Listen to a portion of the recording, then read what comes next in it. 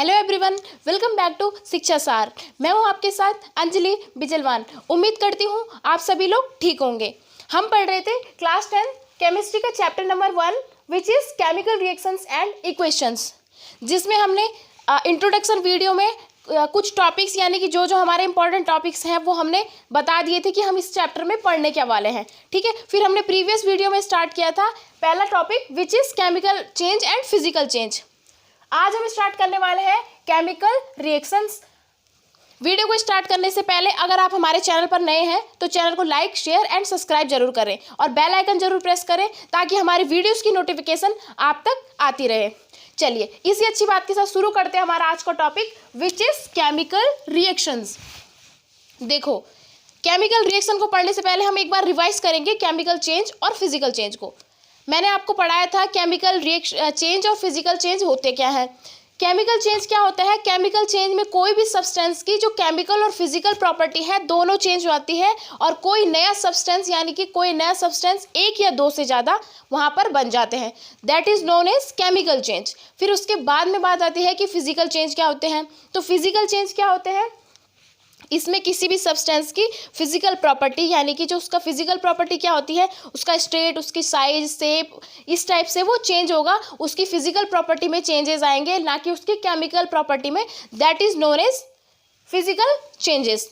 तो आप एक एग्जांपल से समझेंगे। देखो, हमारे पास कोई यहाँ पर एक पेपर दिया हुआ है राइट। तो एक पेपर है, इसको आपको क्या बोलना है कि आपको इसको दो पार्ट्स में डिवाइड करना है। फर्दर टू पार्ट्स में डिवाइड करने के बाद ये क्या हो जाएगा, इस टाइप से हमको कुछ दिखेगा। तो आप इसे क्या बोलोगे कि ये क्या चीज़ है? That is known as physical change. Because क्या है, ये पहले एक पेपर था, उसके बाद जब हमने इसको दो पार्ट्स में यानी कि उसको फाड़ा बीच से, तो ये क्या है, टू पार्ट्स में डिवाइड हुआ। तो इसका जो केमिकल प्रॉपर्टी है यानी कि जो ये दिख रहा है, इसमें क्या है, यहाँ पर भी हमारे पास पेपर है और यहाँ पर भी हमारे पास पेपर है। सिर्फ फर्क कितना है कि यहाँ पर हमारे पास एक पूरा प्लेन पेपर है, यहाँ पर ये टू पार्ट्स में डिवाइड हो गया। यानी कि इसके फिजिकल यानी कि इसका स्ट्रक्चर चेंज हो रहा है। यहाँ पर एक था और यहाँ पर ये एक से टू पार्ट्स में डिवाइड हुए। तो that is known as physical change, right. इसके बाद में हम इसको क्या करेंगे, बर्न करेंगे, तो हमें क्या मिलेगा, कुछ एस और कुछ स्मोक हमें मिलता है। तो अब हम इसको क्या बोलेंगे, जब इन पेपर को हमने जलाया तो हमें मिला स्मोक और कुछ राख। तो ये वाला जो चेंज होगा यानी कि इसने अपनी पूरी केमिकल और फिजिकल प्रॉपर्टी अपनी खो दी है, यानी कि इसकी जो फिजिकल और केमिकल प्रॉपर्टी थी पूरे तरीके से चेंज हो गई कुछ नए दो सब्सटेंस में। वो दो सब्सटेंस क्या थे, स्मोक, और दूसरा क्या है, ये राख जो यहाँ पर बची हुई है। तो इसको हम बोल देते हैं केमिकल चेंज, क्योंकि हम इससे पता नहीं कर सकते हैं कि ये क्या चीज़ थी, ये पहले पेपर था या नहीं था। तो इसी चीज़ को हम बोलते हैं केमिकल चेंज। केमिकल चेंज में क्या होगा, कोई भी सब्सटेंस दो नए पार्ट्स में सब्सटेंस अपनी जो फिजिकल और केमिकल प्रॉपर्टी खोने के बाद किसी नए सब्सटेंस में फॉर्म हो जाता है। That is known as chemical change. इसके बाद में हम केमिकल चेंज को एक एग्जाम्पल से समझ लेंगे। देखो, हमारे पास दूध होता है, वो दही बनती है। हमने कभी देखा है कि वो दूध से दही कैसे बनी? कभी आपने सोचा है? देखो, ये हमारे पास क्या है, मिल्क है, उसमें है लैक्टोज, राइट। अब क्या होता है, इसको जब हम मतलब यानी कि इसको हीट देंगे, एक गर्मी में इसको हम रखते हैं, तो ये क्या होता है, मिल्क से क्या बन जाता है, कर्ड बन जाता है, यानी कि ये दूध से दही में कन्वर्ट हो जाता है। That is known as chemical changes. अब ये केमिकल चेंज हुए क्यों और कैसे हुए? ये लैक्टोज से क्या बनेगा, लैक्टिक एसिड बन जाएगा, तो इसमें क्या हुआ, इसमें भी कुछ केमिकल चेंजेस हुए, इसी वजह से ये लैक्टोज से लैक्टिक एसिड में कन्वर्ट हुआ। पहले हमारे पास एक लिक्विड फॉर्म में मिल्क था, उसके बाद हमारे पास क्या है, एक दही जैसा प्रोडक्ट हमारे पास मिल जाता है। उसकी जो कि पहले वाली जो इसकी प्रॉपर्टीज थी उससे बिल्कुल डिफरेंट है और नया है, टेस्ट से लेके और दिखने में भी। तो इसको हम बोल देते हैं केमिकल चेंज। फिर फिजिकल चेंज एक और एग्जांपल समझेंगे हम। हमारे पास कोई बड़ी सी लकड़ी है ना, फिर आपने क्या करा, उस लकड़ी को क्या है, कुछ छोटे छोटे पीसेज में डिवाइड किया। पहले भी वो लकड़ी थी, उसके पीस डिवाइड होने के बाद भी वो लकड़ी है। यानी कि जैसे हमारे पास कोई ये है, इतनी बड़ी वुड है, इसको हमने छोटे छोटे पार्ट में डिवाइड कर दिया, तो ये क्या है, पहले भी लकड़ी थी, उसके बाद भी लकड़ी है। लेकिन अब हम इन छोटे छोटे पार्ट्स में डिवाइड होने के बाद इस वुड को क्या करेंगे, आग में बर्न करेंगे, यानी कि जलाएंगे। ठीक है, तो उसे जलने के बाद क्या है, हमें क्या मिलेगा, जलने के बाद हमें कुछ राख मिलेगा और कुछ एस कोयला वगैरह मिलेगा। तो यानी कि जो इसका पहला जो इसकी स्ट्रक्चर था, इसकी फिजिकल प्रॉपर्टी थी, कुछ अलग थी और जलने के बाद कुछ अलग हो गई। तो that is known as chemical change, right. लकड़ी को काटना फिजिकल चेंज और लकड़ी को जलाना केमिकल चेंज, राइट। अब हम बात करते हैं, आपने एक एग्जाम्पल देखा फर्मेंटेशन ऑफ ग्रेप्स। ग्रेप्स में क्या होता है, ग्रेप्स में होता है ग्लूकोज,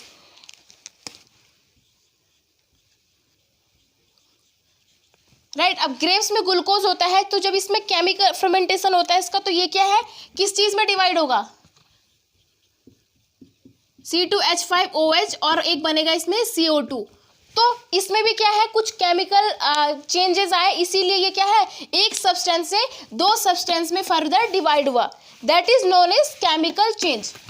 तो एक बात यहाँ पर समझ में आती है कि केमिकल चेंज में कुछ तो स्पेशल बात होती है, कुछ तो खास होता है, जो क्या होता है, एक सब्सटेंस को किसी दो सब्सटेंस में या एक सब्सटेंस में नए सब्सटेंस में कन्वर्ट कर देता है।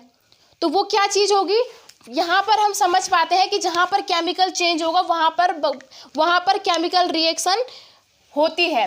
तो केमिकल रिएक्शन क्या होती है, जहाँ पर भी आप केमिकल चेंजेस देखोगे वहाँ पर केमिकल रिएक्शन जरूर होगी, इसीलिए वहाँ पर कोई ना कोई केमिकल चेंज आपको देखने को मिला है। चलिए, तो इसी बात के साथ हम आगे बढ़ते हैं कि केमिकल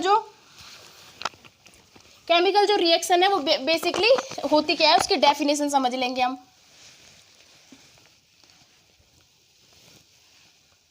चलिए, सबसे पहले हम देख लेते हैं केमिकल रिएक्शंस की definition. The process of any substance are converted to one or more different substance with new different properties is called chemical reactions. That means कि the process of any substance, यानी कि किसी भी substance में होने वाला वो process जो क्या है, convert होता है one or more different substance, यानी कि एक या एक से ज़्यादा डिफरेंट, यानी कि अलग अलग सब्सटेंस में डिवाइड होता है, कन्वर्ट होता है विद न्यू डिफरेंट प्रॉपर्टीज़, यानी कि कुछ नई प्रॉपर्टीज़, उसके अंदर कुछ नए गुण आ जाएंगे, that is called chemical reaction. उसको हम बोल देते हैं केमिकल रिएक्शन, हिंदी में बोलते हैं रासायनिक अभिक्रिया। यानी कि किसी सब्सटेंस में होने वाले वह चेंज जिसमें क्या है, एक या एक से ज़्यादा सब्सटेंस कुछ नई प्रॉपर्टीज़ के साथ हमें देखने को मिलते हैं, that is known as chemical reactions. अब आप समझ पा रहे होंगे कि जो केमिकल रिएक्शंस हैं उसमें केमिकल चेंजेस होंगे, क्योंकि हमने अभी केमिकल चेंज में क्या पढ़ा, कोई एक सब्सटेंस है, एक सब्सटेंस से कोई दो सब्सटेंस, यानी कि कन्वर्ट, जब उसमें केमिकल चेंज हुआ तो दो सब्सटेंस नए मिले हमें, या एक से ज़्यादा या एक मिला, तो वही यहाँ पर हो रहा है केमिकल रिएक्शन। जहाँ पर केमिकल रिएक्शन होगी वहाँ पर आप बोलोगे कि केमिकल चेंज यहाँ पर हुआ है। तो अगर हम सिंपल भाषा में बोले केमिकल रिएक्शन की डेफिनेशन, तो जहाँ पर केमिकल चेंज होंगे वहाँ पर केमिकल रिएक्शन पक्का कंप्लीटली होगी, राइट। फिर इसके बाद में नेक्स्ट पॉइंट आ जाता है, in a chemical reactions a new substance is form which is completely different in properties from the original substance. So in the chemical reaction a chemical change take place. जो मैंने आपको अभी बात बताई कि क्या होता है, किसी भी केमिकल रिएक्शन में जब न्यू सब्सटेंस फॉर्म होता है तो उसमें क्या है, जो न्यू सब्सटेंस है वो कम्प्लीटली डिफरेंट होता है किससे, जो पहले वाला सब्सटेंस हमारे पास था, उसकी जो प्रॉपर्टी है पहले वाले सब्सटेंस से डिफरेंट होगी ओरिजिनल सब्सटेंस से। यहाँ पर लिखा है कि फ्रॉम द ओरिजिनल सब्सटेंस, जो उसका पहले का ओरिजिनल सब्सटेंस था उससे वो डिफरेंट होगा, कौन, नया जो हमारे पास सब्सटेंस मिला है। So in the chemical reaction a chemical change take place. तो हम क्या बोल सकते हैं कि केमिकल रिएक्शन क्या है, उसमें क्या है, केमिकल चेंज टेक प्लेस, वहाँ पर केमिकल चेंज कुछ ना कुछ हुआ है जो मैंने आपको बताया। यानी कि मतलब जब हमारा कोई भी सब्सटेंस है उसमें केमिकल रिएक्शन होती है तो वहाँ पर एक या एक से ज़्यादा कोई सब्सटेंस हमें प्राप्त होते हैं, और वो क्या है, तो हम कह सकते हैं कि केमिकल चेंज में भी तो यही हो रहा था कि एक सब्सटेंस था और वहाँ पर केमिकल चेंज हुआ तो दो एक से ज़्यादा सब्सटेंस हमें न्यू प्रॉपर्टीज़ के साथ मिलते हैं। तो वो भी यहाँ पर भी वही बात आ जाती है, इसको भी हम बोल सकते हैं कि यहाँ पर केमिकल चेंज हुआ है। अब फिर नेक्स्ट पॉइंट आता है हमारे पास कि chemical reaction is only a rearrangement of atoms place in chemical reactions. यानी कि केमिकल रिएक्शन में क्या है, ये क्या है, सिर्फ रीअरेंजमेंट है एटॉम्स का। इसमें क्या होता है, कोई भी सब्सटेंस है वो क्या है, कम या ज़्यादा नहीं होगा, राइट। जैसे कि हमारे पास Mg है, मैग्नीशियम है, अगर उसके 2 एटॉम्स हैं तो वो 2 ही रहेंगे, वो कम या ज़्यादा नहीं होते। सिर्फ क्या हो जाता है, इनका रीअरेंजमेंट, यानी कि दोबारा से कुछ रीअरेंज हो जाते हैं। आपको मैं समझाती हूँ। जैसे हमारे पास AB + CD, ये कोई हमारे पास क्या है, रिएक्शन के लिए हमारे पास कोई 2 सब्सटेंस है। अब ये रिएक्शन करने के बाद क्या है, कुछ इस तरीके से हमें देखने को मिलते हैं, AC + BD। तो इसमें क्या हुआ, ये हमारे पास कुछ सब्सटेंस थे, इसमें केमिकल चेंजेस हुआ, यानी कि केमिकल रिएक्शन हमने कराई या हुई, तो हमें क्या मिला, AC + BD। दैट मीन्स कि क्या है, जो हमारे पास यहाँ पर सब्सटेंस थे वो यहाँ पर भी हैं, लेकिन क्या है, इनका जो कुछ रीअरेंजमेंट है कुछ डिफरेंट हो गया। पहले A के साथ B था, अब यहाँ पर A के साथ C ऐड हो चुका है, पर है तो C भी है और यहाँ पर भी है। तो नेक्स्ट इसमें लिखा था CD, यहाँ पर C के साथ D है, लेकिन यहाँ पर C के साथ A है, और B के साथ यहाँ A है तो यहाँ B के साथ D है। यानी कि इनका जो रीअरेंजमेंट है वो एक्सचेंज हो जाएगा, एक से अलग हो जाएगा। यहाँ पर A भी है तो यहाँ पर AC हो गया। इसको हम बोल देंगे rearrangement of atoms place in the chemical reaction. सिर्फ केमिकल रिएक्शन में क्या होता है, रीअरेंजमेंट हो जाता है एटॉम्स का केमिकल रिएक्शंस में, राइट। फिर नेक्स्ट पॉइंट आ जाता है इसमें हम देख लेंगे एग्जाम्पल आपके एनसीईआरटी में कुछ एक्टिविटीज दी गई है। ये एक्टिविटी हो जाती है पहली, the burning of magnesium ribbon in the air to form a magnesium oxide is an example of chemical reactions. यानी कि मैग्नीशियम को जलाना एक एग्जाम्पल हो जाता है हमारे पास केमिकल रिएक्शंस का। सबसे इजी और सबसे पहला जो एग्जाम्पल हमारे पास एनसीईआरटी में दिया गया है।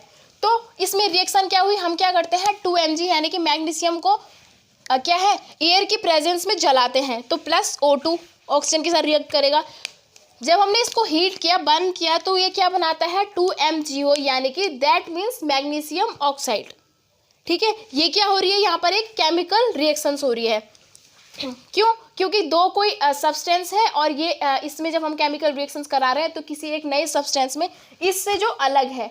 क्योंकि जब मैग्नीशियम रिबन को आप बर्न करते हो तो पहले वो क्या है, बर्न करने के बाद हमारे पास कुछ एस मिल जाती है हमें, वो कुछ कन्वर्ट होती है मैग्नीशियम ऑक्साइड में, राइट। फिर इसके बाद में नेक्स्ट पॉइंट है, before burning in air the magnesium ribbon is clean bye rubbing with sand paper.